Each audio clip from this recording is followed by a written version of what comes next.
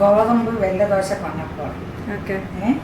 அதுக்கு 1 கிளாஸ் கோதம்பு மாவு எடுத்துட்டுன்னா 2 டீஸ்பூன் அரிசி மாவு எடுத்துக்கோங்க, பெரிய டீஸ்பூன். ஓகே. 1 கிளாஸ் வெல்லம், எத்தனை மாவு எடுத்துருக்கீங்களோ அத்தனை வெல்லம்.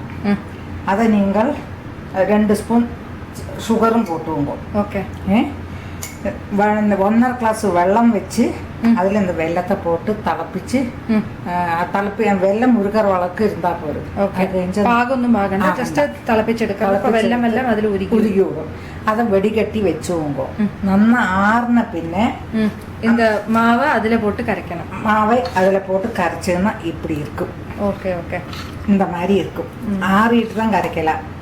പിന്നെ ഒന്ന് சொல்கிறேன், വെള്ളം നിങ്ങൾ സായന്തരം தான் ഉണ്ടാக்குறேன்னு വെച്ചാൽ அப்படி வெள்ளத்தை எடுத்து வெள்ளத்தில் 1.5 கிளாஸ் வெள்ளத்தில் போட்டு வச்சுவோங்க. வச்சுருந்தால் உங்களுக்கு சாயந்தரம் മാത്രം அந்த வெள்ளம் தானே உருகி ஆகிடும். ചൂടുവെള്ളവും വേണ്ട, ഒന്നും വേണ്ട, തിളപ്പിക്കുകയും വേണ്ട, அப்படியே வடிகட்டி எடுத்துக்கலாம். அது வெள்ளம் ஆகிடும். வெள்ளை பஷ்ணத்துக்கெல்லாம் அப்படி பண்ணிக்கலாம். அப்படி ஈஸி ஆகிடும் உங்களுக்கு வேலை. இது இந்த மாதிரி கரைச்சிக்கிறது. இதில் கொஞ்சம் ஏலக்காய் பவுடர் போட்டுக்கணும்.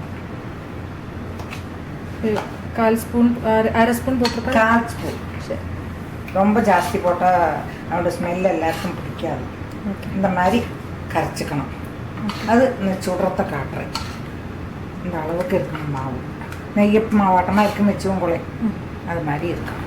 தோசைக்கல் காஞ்சாச்சு. ஒரு பேப்பரால் தொடச்சுவோங்க. എന്നിട്ട് ഇത് നാസ്തിക്കാക്കും. இப்போ சிம்மில் தான் இருக்கு. சிம்மில் தான் இருக்குது. நல்லா காஞ்சிட்டு சிம்மிலாக்கியிருக்கு. ஓகே.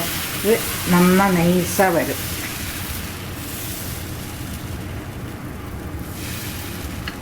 நெய்யும் எண்ணெயுமா கலந்து வச்சுட்டுருக்கேன்.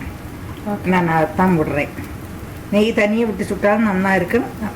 நெய்யும் எண்ணெயுமா கலந்து விட்டுவோங்க. நீ உங்காத்த அது பറ്റാதுங்களோ எண்ணெய் மாத்திரம் விட்டுவோங்க. ரிஃபைண்ட் ஆயில் ஏதாவது. ஆமாம். இது ஸ்லிம்மில் இருந்தே வேகட்டும். ஒரு 2 மினிட்ஸ் ஆகும். 2 மினிட் ஆகாது, ஒரு செகண்ட் சொல்கிற மாதிரி தான் ஆகும். ஓகே. ஒரு 40 செகண்ட்ஸ். ஆமாம், தான் ஆகும். இதாയി அவளோட എത്ര ചൂടാ இருக்கோ கல் அது மாதிரி பார்த்து முள்ள எடுத்துவோங்க.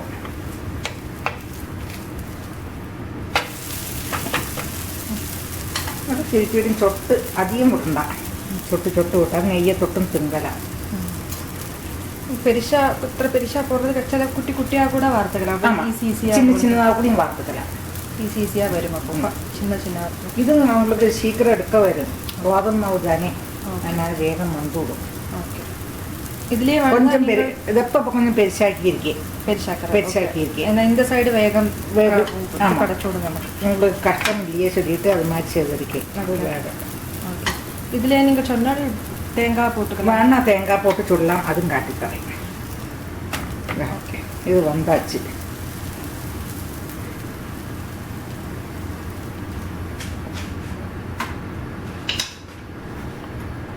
இப்போ நல்லா காஞ்சிருக்கு. அதை ஸ்லிம் பண்ணணும். ஸ்லிம் பண்ணியிருக்கேன்.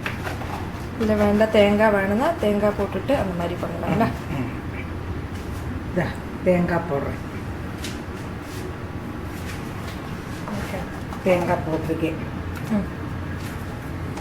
டேஸ்ட்டுக்கு தான், இது ஆப்ஷனல் தான், போடணுமா போடண்டாமான்னு.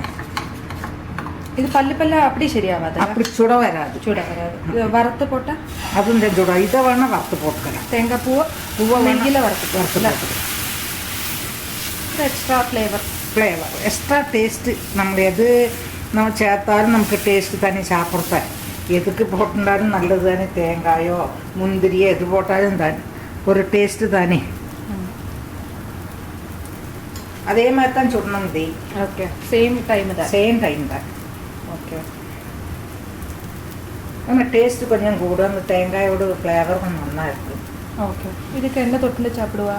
நெய் இல்லைன்னா நெய் வேணாம், ஏதாவது தொட்டு சாப்பிட்டா சூப்பராக இருக்கும். ஓகே. ராஜா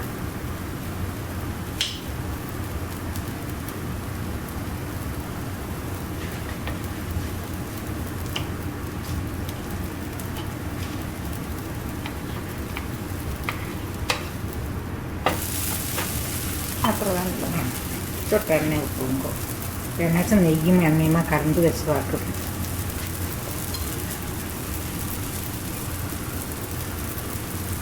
திருப்பி எடுத்துனாக்கா ஆச்சு ஆச்சு வெள்ளை தோசை. நான்